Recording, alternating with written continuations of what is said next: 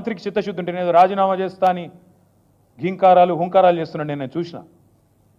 మంత్రి గారు నేను అడుగుతా ఉన్నా, నిజంగా నీకు చిత్తశుద్ధి ఉంటే నువ్వు రా, మీరు నేను ఇద్దరం కలిసి హైకోర్టు సీజే దగ్గర పోదాం, వెంటనే సిట్టింగ్ జడ్జితోని ఎంక్వైరీని అడుగుదాం. సిట్టింగ్ జడ్జి గారు కనుక ఇందులో ఏం జరగలేదు మొత్తం పెట్టండి, ఫైల్స్ ఆయన ముంగట గతము ఇప్పుడు మొత్తం పెట్టండి, తప్పులేం జరగలేదు అని ఒకవేళ వారు తీర్పునిస్తే ఆయన రాజీనామా అన్నాడు కదా, రాజీనామా కాదు నేను రాజకీయ సన్యాసం చేస్తా. ఇంకొక మాట, మా మంత్రి గారికి ఒకవేళ ఏమైనా ఇబ్బంది ఉంది హైకోర్టు సీజీ దగ్గర రావడం అనుకుంటే ఇద్దరం కలిసి కేంద్రంలో ఉండే సెంట్రల్ విజిలెన్స్ కమిషనర్ ఉంటాడు, ఇద్దరం పోదాం. నెక్స్ట్ వీక్ నేను పోతా, నువ్వు కూడా రా, టైం చెప్పు, డేట్ చెప్పు, ఇద్దరం కలిసిపోదాం, సివిసికి ఇద్దాం. మంత్రి గారికి నేను ముందే చెప్తా ఉన్నా, ఇప్పటికైనా తప్పు సరిదిద్దుకోండి, వెంటనే టెండర్లు రద్దు చేయండి.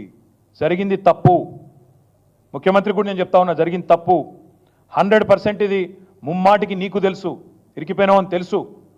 ఆశ్రిత పక్షపాతం లేకుండా, రాగద్వేషాలు లేకుండా నేను నా బంధువులకు నా కుటుంబానికి సాయం చేయను అని చెప్పి ప్రమాణ స్వీకారం చేసిన ముఖ్యమంత్రి, నీ డిపార్ట్మెంట్లో నీ కింద ఉండే మున్సిపల్ డిపార్ట్మెంట్లో నీ బావమరిది ఏది 2 కోట్లు లాభం పోయిన సంవత్సరం అంతకుముందు సంవత్సరం ఆర్జించిన ఒక కంపెనీ, కేవలం 2 crores ప్రాఫిట్ ఉన్న కంపెనీకి 1000 కోట్ల కాంట్రాక్ట్ ఇచ్చి అవినీతి జరగలేదంటే ఎవడన్నా ప్రపంచంలో నమ్ముతాడా?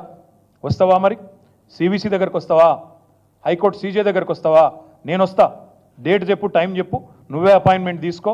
మంత్రి గారికి అంత చిత్తశుద్ధి ఉంటే రా, నేను వస్తా, వాళ్ళ విచారణ మొత్తం ఫైల్స్ పెట్టండి. ఇప్పటికైనా ప్రభుత్వాన్ని నేను డిమాండ్ చేస్తున్నా, సిగ్గు తెచ్చుకోండి, ఇంత బరి తెగింపు మంచిది కాదు.